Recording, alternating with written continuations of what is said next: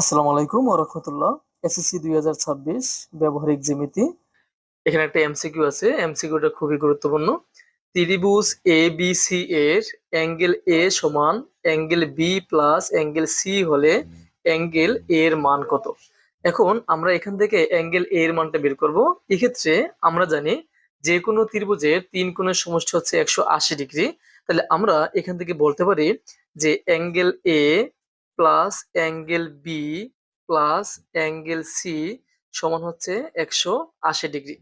এখন বা এখান থেকে যদি বলি আমি angle B plus angle C মানে অ্যাঙ্গেল এ তারপর হচ্ছে plus angle B plus angle C, এই যে angle B plus angle C এর মান কিন্তু লেখা যায় অ্যাঙ্গেল এ। তাহলে আমরা এই দুটার পরিবর্তে অ্যাঙ্গেল এ লিখতে পারি না, সমান হচ্ছে কি 180 ডিগ্রি।